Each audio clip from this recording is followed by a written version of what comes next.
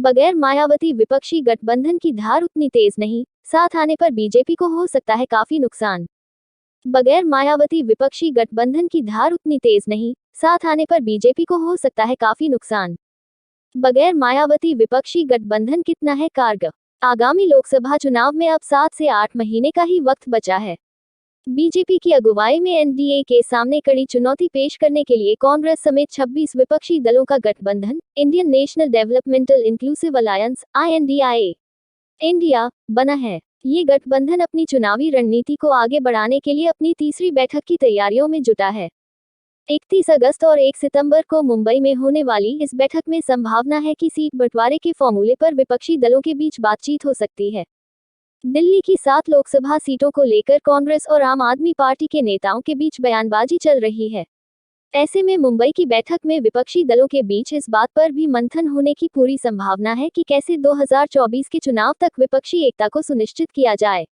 इसके साथ ही इसकी भी पूरी संभावना है कि विपक्षी गठबंधन में उन दलों को भी शामिल करने पर विचार विमर्श हो सकता है जो अभी तक इससे दूरी बनाए हुए हैं, ताकि विपक्षी गठबंधन को और भी मजबूती मिल सके। विपक्ष का गठबंधन कितना है मजबूत?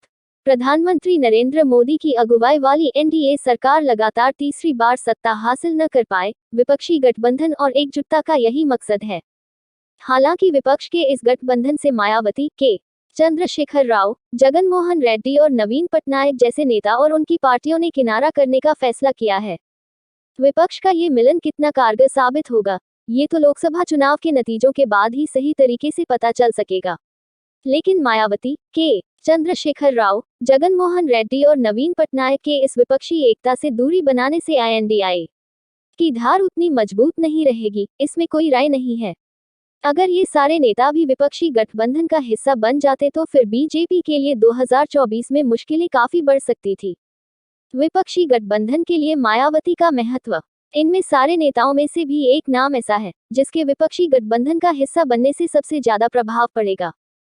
वो नाम है उत्तर प्रदेश की 4 बार मुख्यमंत्री रह चुकी और बहुजन समाज पार्टी की सर्वेसर्वा मायावती। ऐसा इसलिए कह सकते हैं कि विपक्षी गठबंधन में जितने भी दल शामिल हैं, उनमें से कांग्रेस और आम आदमी पार्टी को छोड़कर कोई भी ऐसा दल नहीं है जिसका व्यापक जनाधार एक से ज्यादा राज्यों में हो। विपक्षी गठबंधन में कांग्रेस और आप को छोड़ दे तो Samajwadi Party, Trinamool Congress, DMK, JDU, RJD, NCP, Shiv Sena, Uddhav गुट वो दल हैं जो किसी खास राज्य में राजनीतिक पकड़ रखते हैं। ये ऐसे दल हैं जिनका जनाधार कमोबेश एक राज्य तक ही सीमित है। CPM भी विपक्षी गठबंधन का हिस्सा है और वर्तमान में CPM का भी जनाधार सिर्फ केरल में ही उस तरह से नजर आता है जिससे प्रभुत्व वाली स्थिति को दर्शाया जा सके। विपक्षी दलों में मात्र एक कांग्रेस ही है जिसका पैन इंडिया जनाधार माना जा सकता है। आम आदमी पार्टी भी मौजूदा वक्त में दिल्ली और पंजाब में ही दबदबा रखती है। उसमें भी दिल्ली में विधानसभा चुनाव में तो 2 बार से उसका दबदबा रहा है, लेकिन लोकसभा चुनाव में तो उसका दिल्ली में खाता खुलना भी अभी बाकी है। न तो 2014 और न ही 2019 में आम आदमी पार्टी दिल्ली में कोई लोकसभा सीट जीत पाई है। मायावती का कई राज्यों में है जनाधार। विपक्षी गठबंधन इंडिया को छोड़ दे और पूरे विपक्ष की बात करें तो मायावती की BSP ही एक ऐसी पार्टी है जो कांग्रेस के बाद सबसे ज्यादा राज्यों में थोड़ा या ज्यादा जनाधार रखती है। भले ही उस सूबे में लोकसभा सीटें हो या न हो, जनाधार के मामले में BSP का दायरा उत्तर प्रदेश समेत कई राज्यों में फैला हुआ है। मायावती का ये मजबूत पक्ष है जिसके बगैर विपक्षी गठबंधन की धार कमजोर होती है। इसे कई राज्यों में मायावती की पकड़ से संबंधित चुनावी वोट बैंक के आंकड़ों से समझा जा सकता है। उत्तर प्रदेश में अभी भी बड़ा जनाधार। ये बात सही है कि मायावती की राजनीतिक ताकत का आधार स्तंभ उत्तर प्रदेश ही रहा है, इसमें कोई दो राय नहीं है। उत्तर प्रदेश की राजनीति में एक ऐसा भी दौर था जब मायावती की तूती बोलती थी। वो 4 बार उत्तर प्रदेश की मुख्यमंत्री रह चुकी हैं। उनकी ही अगुवाई में BSP ने 2007 के विधानसभा चुनाव में अपने दम पर बहुमत हासिल करने का भी करिश्मा कर दिखाया था।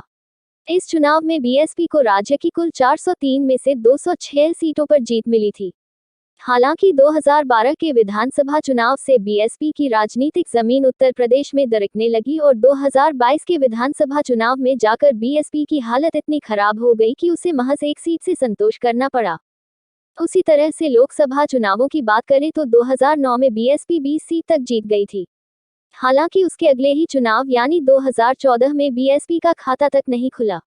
वहीं 2019 के लोकसभा चुनाव में समाजवादी पार्टी से गठबंधन कर चुनाव लड़ने पर बीएसपी एक बार फिर से 10 सीटों पर जीत हासिल करने में कामयाब रही। मायावती का वोट बैंक बरकरार।